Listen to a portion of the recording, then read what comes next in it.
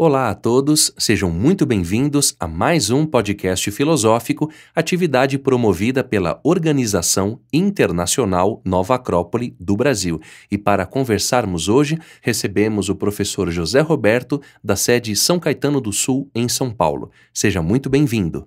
Olá, Danilo. É muito bom estar aqui contigo para que a gente possa compartilhar algumas ideias, algumas reflexões filosóficas, tanto contigo como também com todas as pessoas que já nos acompanham há um bom tempo. Hoje vamos conversar sobre mitologia, um elo com o universo e com o ser humano. Naturalmente não vamos esgotar o tema, nossa ideia não é essa, e menos ainda trazer aqui verdades absolutas. Vamos conversar, refletir, que a gente possa extrair elementos úteis e, portanto, práticos para cada um de nós em alguma medida. Bom, José Roberto, a gente falava antes de iniciar a gravação da nossa perda de sentido mítico da vida e da relação que isso tem com o nosso dia a dia, ou seja, com a nossa vida cotidiana, com as experiências, entre aspas, comuns da vida. Há uma série de símbolos que a vida nos traz através das experiências que ela proporciona. E por essa razão eu gostaria que você começasse falando dessa importância, ou seja, a importância do mito, do símbolo na nossa vida diária.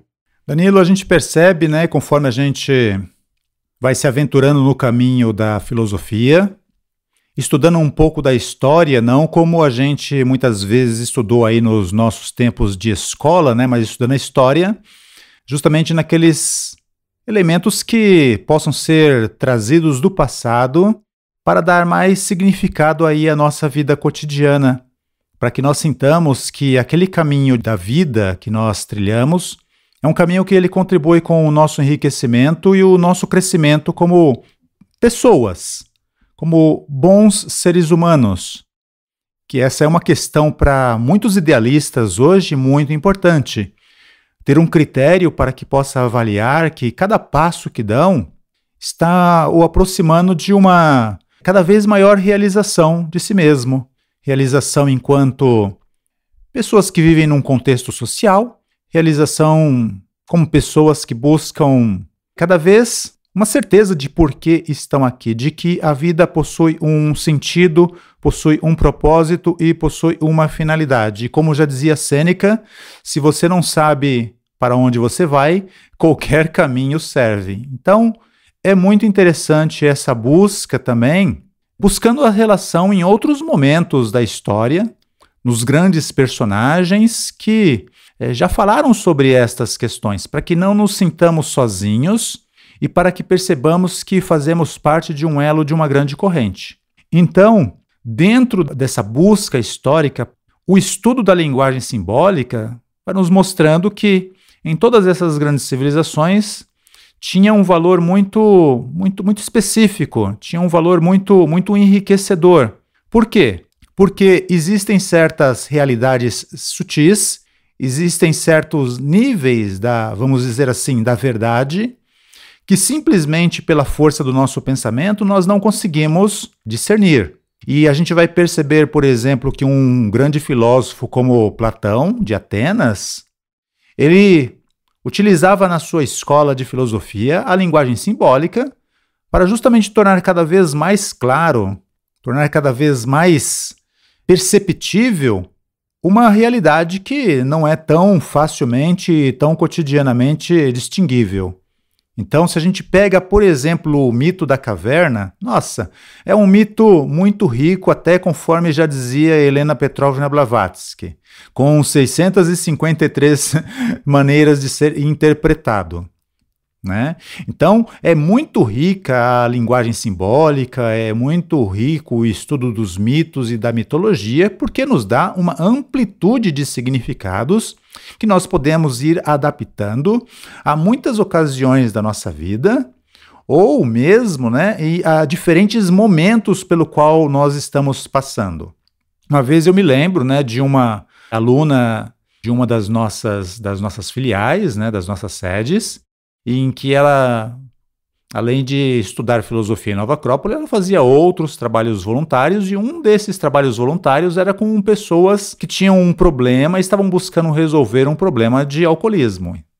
Então ela contou que, inspirada pelo mito da caverna, ela levou isso para uma das reuniões do AA, da qual ela dirigia, E ela ficou muito encantada, como percebeu, né, que as pessoas, depois que terminada a reunião, muitas pessoas chegaram para ela, ou mesmo alguns dias, algumas semanas depois, e disse o quanto elas se reconheciam dentro realmente de uma caverna, com sentimentos bastante contraditórios, numa reunião de muita sombra.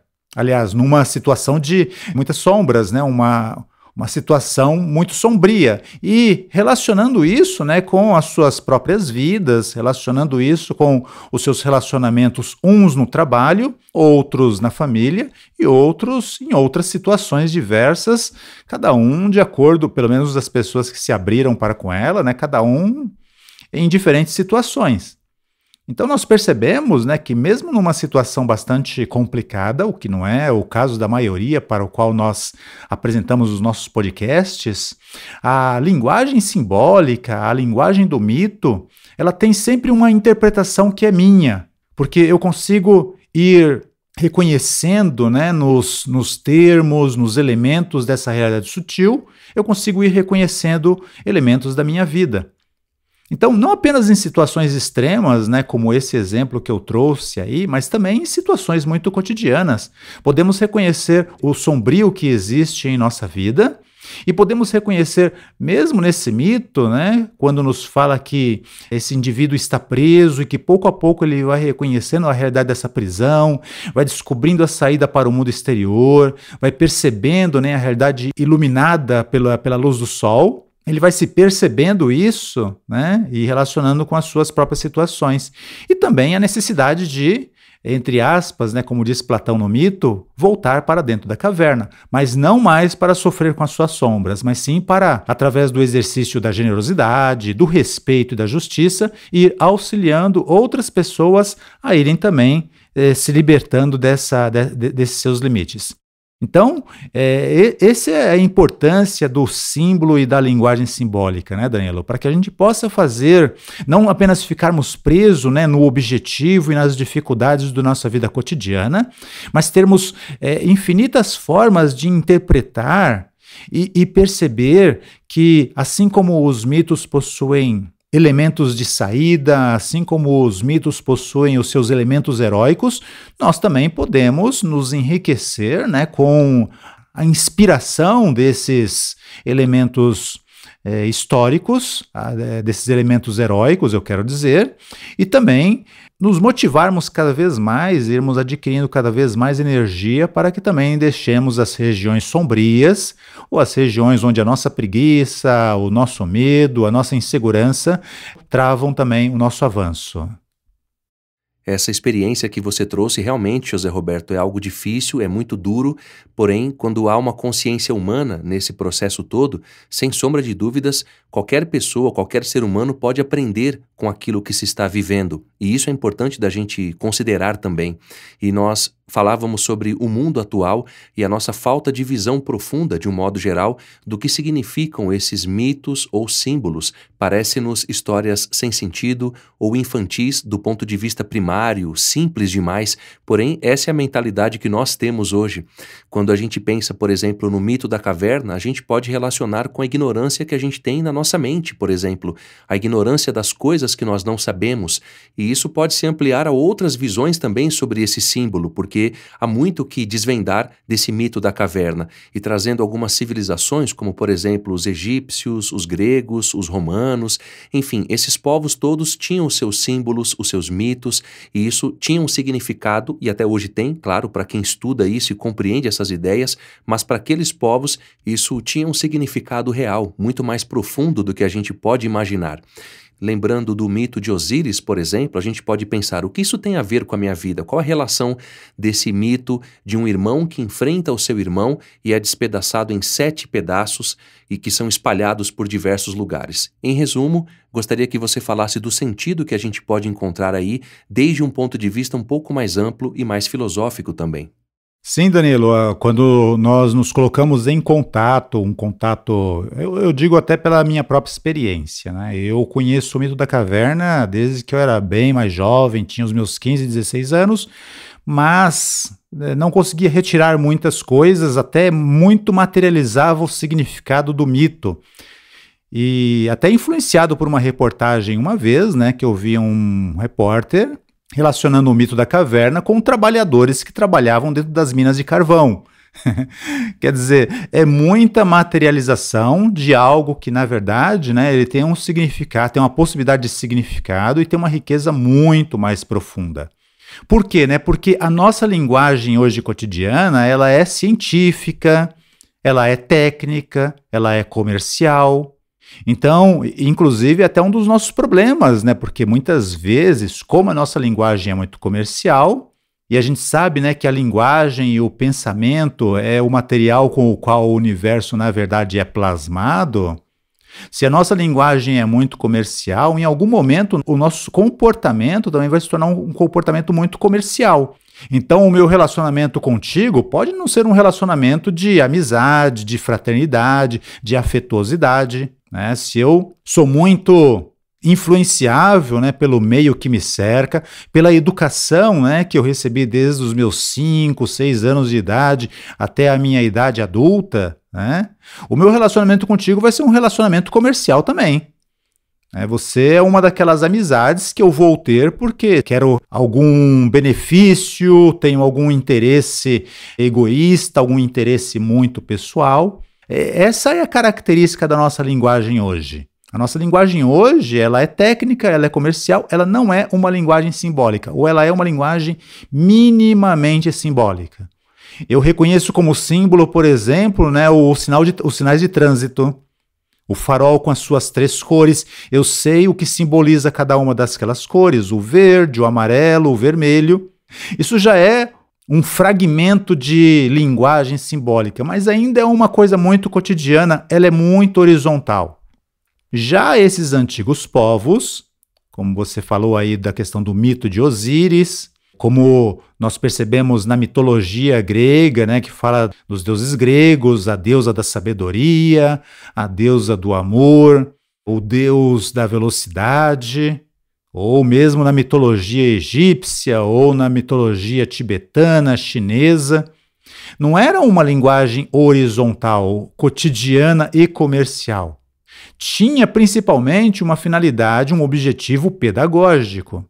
Mostrar ao ser humano, né, que, ao mesmo tempo que as forças e as energias da natureza são grandiosas, cada ser humano podia reconhecer algo dessas forças, algo dessas energias, algo dessas potências maravilhosas do universo dentro de si mesmos. Então, a linguagem simbólica, o mito, é um meio termo entre a vida cotidiana e horizontal que o ser humano tem, com a sua linguagem própria, cotidiana e também horizontal, com um plano superior da natureza, o plano das leis da natureza, das energias e das forças sutis da natureza. Então, se trata de 3 mundos muito bem relacionados e muito bem encadeados. E é muito interessante, né, porque se nós pensarmos em 3 círculos, um que é um círculo inferior, o outro que é um círculo intermediário, podemos colocar ele justamente no meio, e esse terceiro círculo das coisas mais espirituais, das coisas superiores, das coisas que eles relacionavam com o mundo dos deuses. Precisamente, né, Danilo, a linguagem simbólica, não essa dos semáforos, né, não essa das logomarcas das empresas, mas a linguagem simbólica, essa que falava dos heróis, dos deuses, é uma necessidade intermediária para que nós possamos compreender cada vez mais esses elementos sagrados, esses elementos divinos. Então, o mito da caverna, de certa maneira, já tem um pouco isso, né? Já tem um pouco dos 3 mundos. Já fala de um ser humano que está preso dentro de uma realidade sombria, já fala da sua capacidade, necessidade de esforço, de busca de conhecimento, de busca de boas intenções para se libertar dessa ilusão sombria e da necessidade também de um pouco mais de esforço para que ele vá, pouco a pouco, saindo para ir conhecer o mundo fora da caverna. A mesma coisa você falou, qual a relação do mito de Osíris, né, em que Osíris é apresentado fragmentado, e que o seu filho Horus, né, precisa buscar esses fragmentos em todas as terras que futuramente serão o Egito, para que a sua mãe, a deusa Ísis, possa recompor esses pedaços e recompor o corpo do deus Osíris. de uma maneira bastante simbólica, bastante simples. Podemos entender isso também como a nossa capacidade de muitas vezes, né, perder a atenção, nos distrairmos com todas as coisas da nossa sociedade, né? A nossa sociedade é uma sociedade de redes sociais, é uma sociedade de internet, é uma sociedade de trabalho, estudo e muitas coisas que nós fazemos, viajamos, brincamos, brigamos. Então fazemos muitas coisas, né? São muitos pedaços, e se nós não sabemos olhar isso sobre uma ótica de que deve haver um eixo de estabilidade, um eixo de unidade no centro de nós não conseguimos fazer com que essas coisas, né, se encadeiem dentro de um círculo perfeito ao redor de um centro, e ao invés de cada vez nós irmos reconhecendo a nossa identidade essencial, a nossa identidade emocional, a nossa identidade mental e a nossa identidade moral, ao invés de fazer com que essas coisas trabalhem ao nosso benefício, somos nós que vivemos gastando energia com cada uma delas, nos estressando, nos perdendo, nos confundindo muito, buscando, por exemplo, o meu centro no poder, o meu centro na riqueza, o meu centro nos amores, nos afetos, nas relações. E todas essas coisas são importantes, por quê? Porque são pedaços também da minha vida, mas não são a parte mais importante, a parte mais essencial. Segundo esses filósofos, né, segundo esses mitos, a parte mais essencial do ser humano é um conhecimento que vai cada vez mais construindo uma identidade interior, sólida, virtuosa, humana, para que nós possamos nos relacionar bem com todos esses elementos e sentir que na minha vivência do trabalho, com as suas dificuldades, eu estou crescendo. Na minha relação familiar, eu não estou possuindo e nem sendo possuído. Eu estou simplesmente bem utilizando, eu estou simplesmente bem organizando a minha vida para que eu também sinta que com isso eu vou me enriquecendo e assim sucessivamente. É muito interessante, né, Danilo, que a linguagem mitológica, quando nós vamos tomando contato com o significado dessas imagens ricas, poderosas, fortes e muito vivas, elas vão nos construindo. E é claro, né, Danilo, que hoje nós temos uma dificuldade adicional.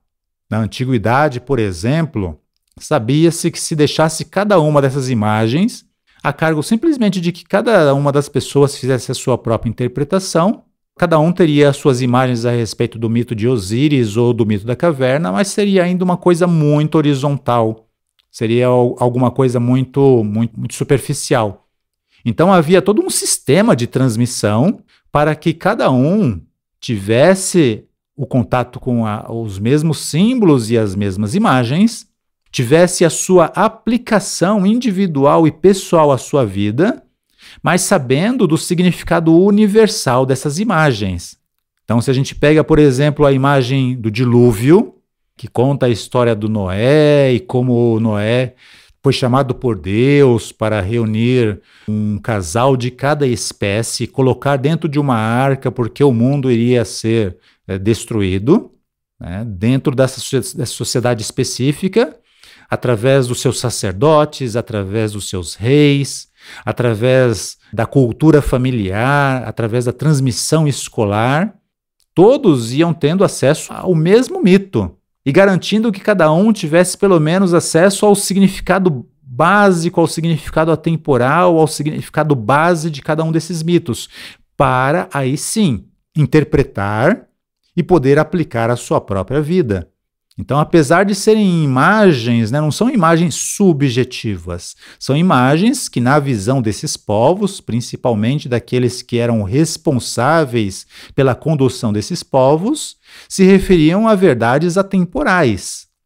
É como nós olharmos 10 crianças, né, numa sala de aula, cada uma desenha o sol de diferentes maneiras, mas todas sabem que estão desenhando o sol apesar das diferenças.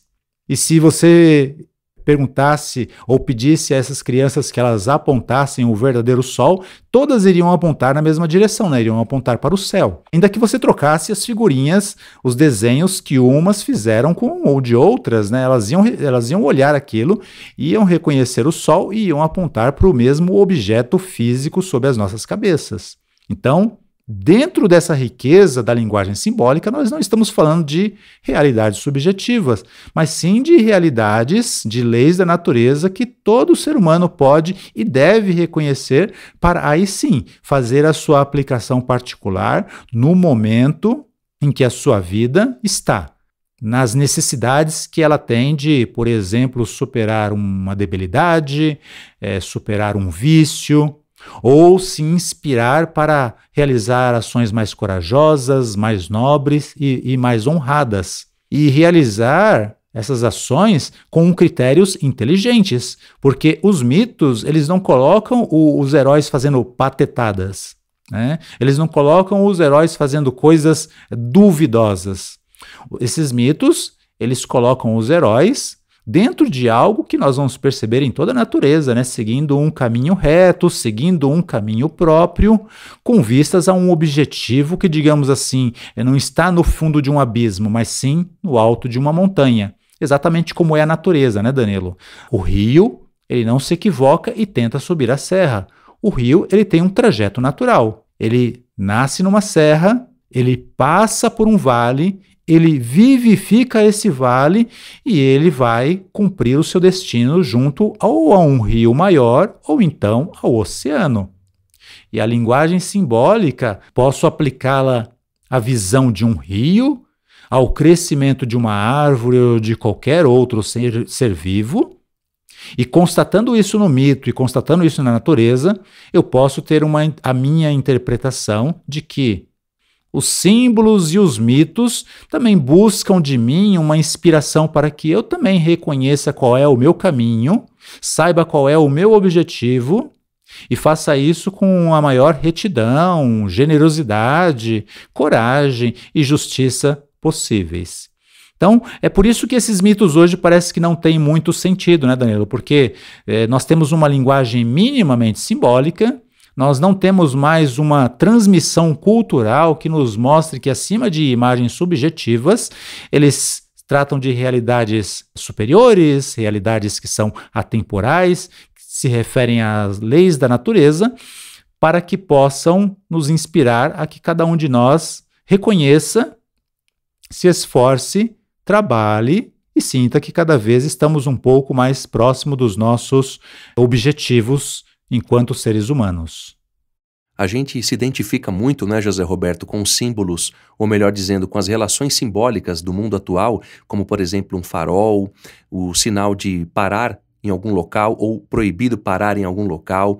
Tudo isso nos relaciona com coisas comuns, isso tem uma importância, mas a gente vai perdendo cada vez mais a capacidade imaginativa de relacionar os símbolos com a nossa vida interna. Ou seja, se eu estou passando por uma prova, por exemplo, e eu leio um herói ou uma heroína mítica e me inspiro na sua luta e, claro, faço relações também com as pessoas com quem convivo, que têm virtudes e valores, que são pequenos heróis e heroínas do cotidiano, como nos ensina a professora Adélia na sua obra O Herói Cotidiano.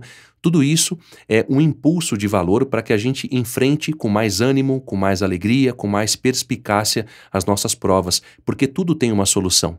A gente observa isso através das experiências duras que todas as pessoas, heróis ou heroínas, pessoas que nós conhecemos em nossas relações humanas já passaram por isso, e isso é um exemplo bem prático. Em suma, se eu leio o mito de Ulisses e aprendo com a sua inteligência, a sua perspicácia, com a sua esposa Penélope, que tece os fios de lã e exercita a virtude da paciência, Hércules, Quiricu, todos esses heróis e heroínas nos ensinam muito sobre nós próprios. Isso tem a ver com a capacidade imaginativa, que é o contrário da fantasia, justamente no sentido de achar que as coisas vão se resolver por si próprias. Gostaria que você falasse um pouco sobre essas ideias.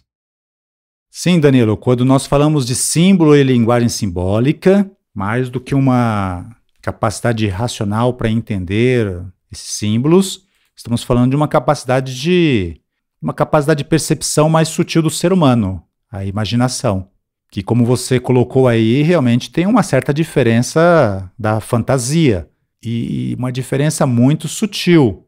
Por isso que nessas antigas civilizações era importante o quê? Um processo pedagógico de educação para que cada um não saísse imaginando a vida de Hércules a seu bel prazer, mas tivesse uma base do que esse mito significava, que ia enriquecendo isso com o simbolismo contidos em outros mitos também, para ir construindo uma base com ideias cada vez mais interconectadas, cada vez mais relacionadas. Então não era só uma questão da imaginação para entender a riqueza da linguagem simbólica, também se unia isso ao conhecimento, se unia isso à relação mestre-discípulo, se unia isso à capacidade que o indivíduo tinha de vivenciar cada um dos ensinamentos que ele ia recebendo, para que cada vez mais ele tivesse uma relação muito mais próxima com as imagens dos mitos, as imagens dos símbolos, a linguagem dos heróis e das heroínas, dos deuses e das deusas. Então, né, Danilo, não é fantasia, não é uma viagem na maionese. Era justamente isso, ter a imagem como um meio termo entre o nosso mundo concreto e o mundo de uma realidade muito mais sutil, mas também igualmente relevante.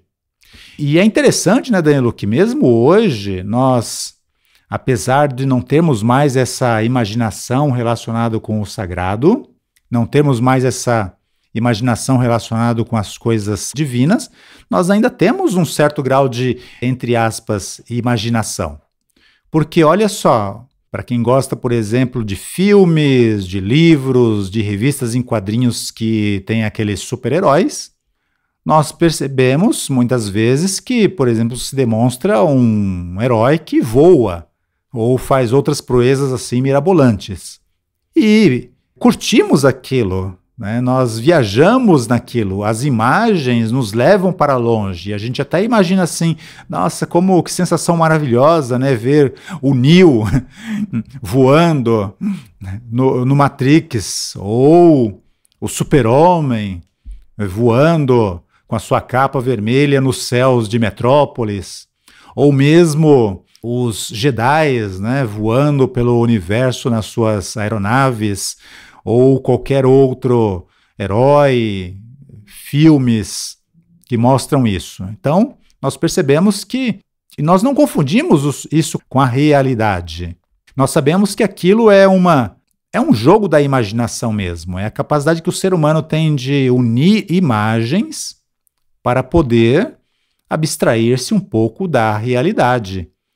Né? Seria fantasia se nós quiséssemos colocar uma capa e fazer alguma bobagem como pular de um prédio de 3 andares acreditando piamente podemos voar. Não, isso não é imaginação, isso já seria fantasia, isso já seria um grau de loucura, de entorpecimento da realidade. Então nós ainda temos esta capacidade.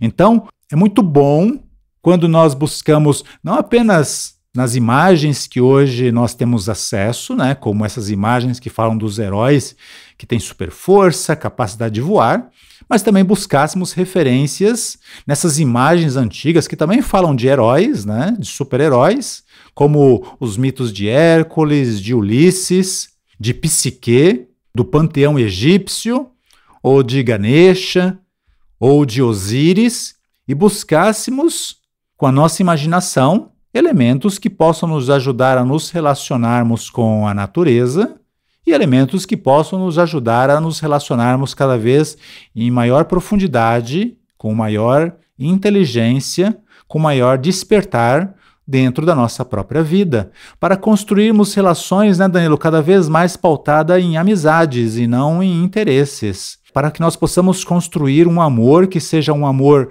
não somente emocional ou sensual, mas um amor que seja também fraterno, um amor que seja também abnegado, um amor que seja realmente humano. Não estamos nem falando um amor que seja divino, mas um amor que seja minimamente humano, em que nós possamos mais oferecer do que pedir, porque nós sempre oferecemos aquilo que temos, né, Danilo? E nós pedimos aquilo do qual nós sentimos que somos carentes.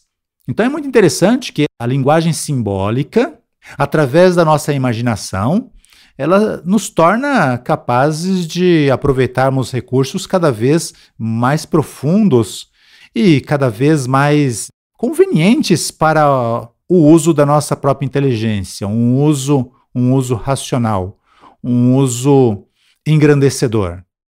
Agora, para encerrarmos o nosso podcast, tem um último ponto que é muito importante, a nossa reflexão final sobre o processo da filosofia nesse sentido de termos uma educação simbólica, uma ideia da imaginação mais clara, ou seja, uma educação mais profunda, mais ampla, que ensine o ser humano, além de geografia, matemática, ciências, artes, a ser mais humano, a ser mais generoso, a compartilhar a sua experiência com os demais e não ver os demais como inimigos de um mundo onde todos estão em conflitos. Não, a gente fala de uma educação mais filosófica que ensina a arte de viver. E a filosofia, indubitavelmente, óbvio, ela é fundamental nesse processo, justamente porque vai buscar desenvolver no ser humano o melhor que ele tem dentro de si próprio e não a sua pior parte.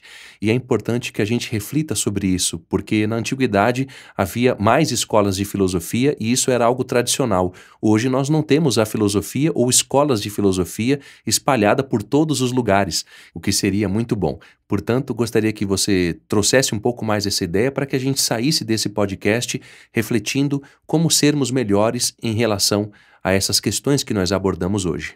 A educação simbólica seria justamente uma aproximação paulatina, né, Danilo, a esses grandes símbolos universais, para que sintamos que cada um deles tem uma relação muito próxima conosco.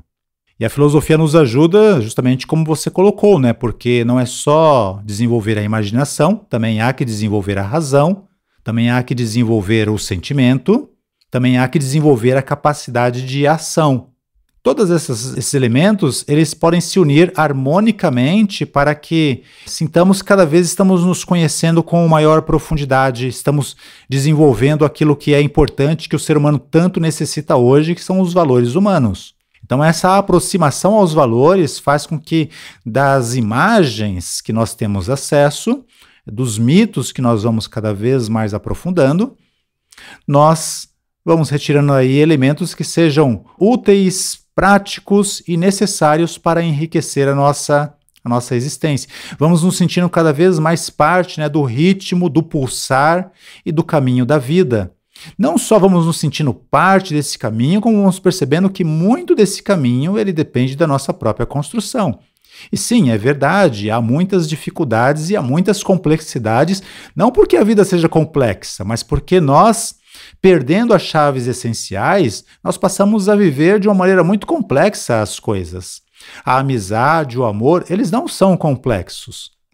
Eles acabam se tornando complexos porque nós vamos agregando conceitos, agregando preconceitos que não tem nada a ver com o amor, com a amizade, com auxiliar a quem necessita. A mesma coisa, o conhecimento científico da natureza ou do universo, né, Danilo? É complexo se a gente quer interpretar a lei da gravidade através de fórmulas.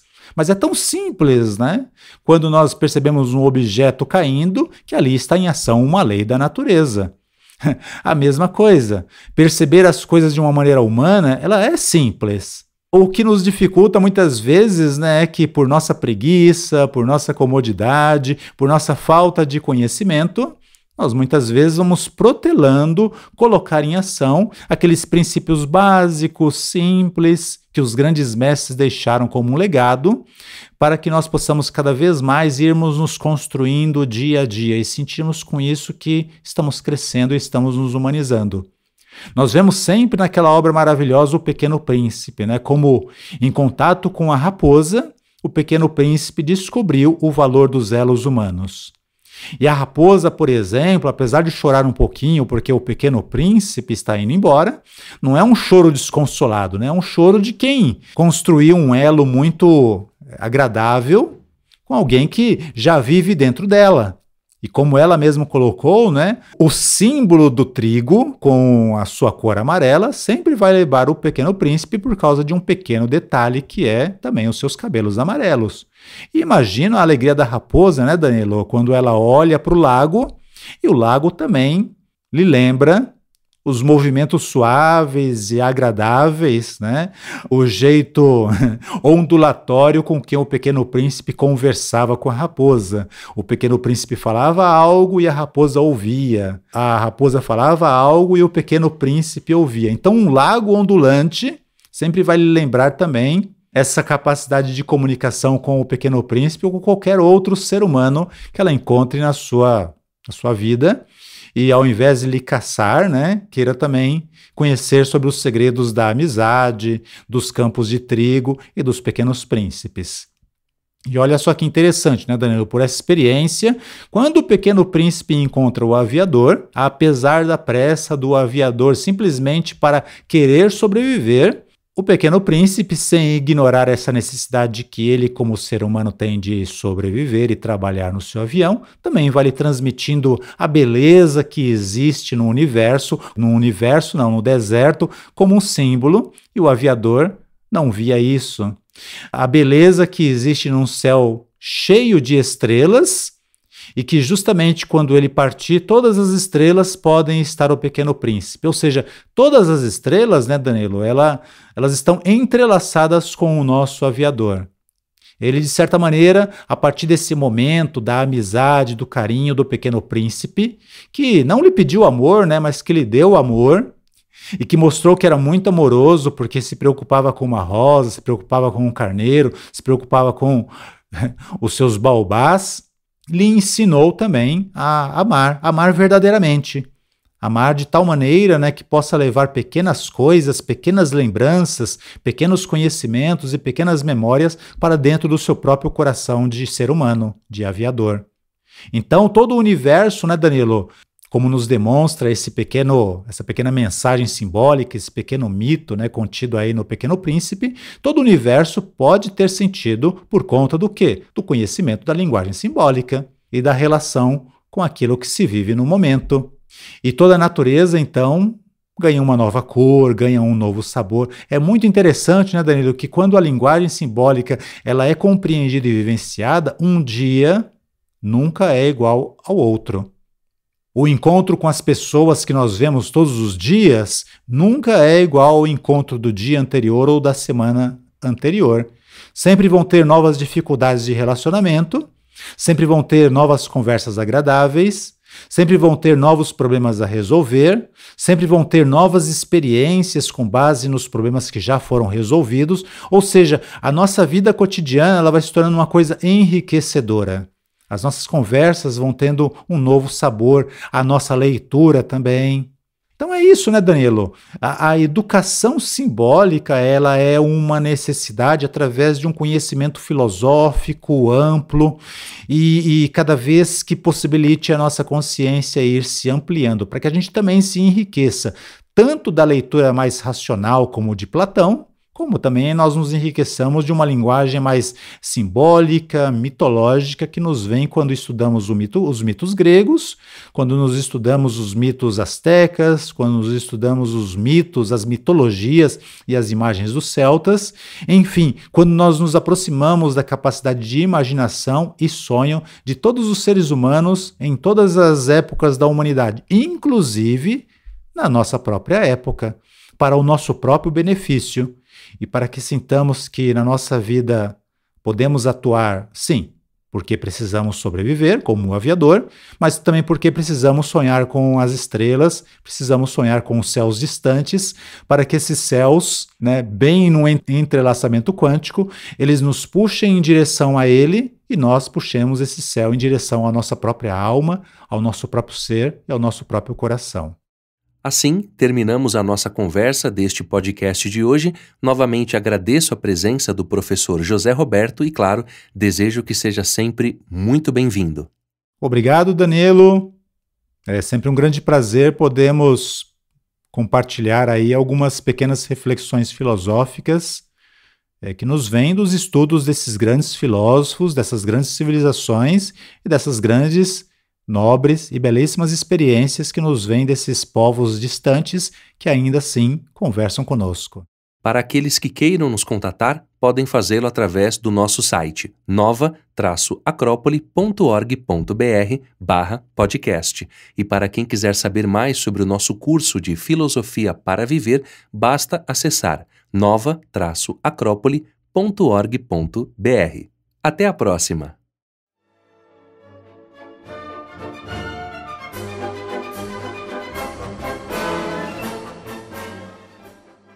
A trilha deste podcast é de autoria de Joseph Strauss e chama-se Delirium Valds, Opus 212.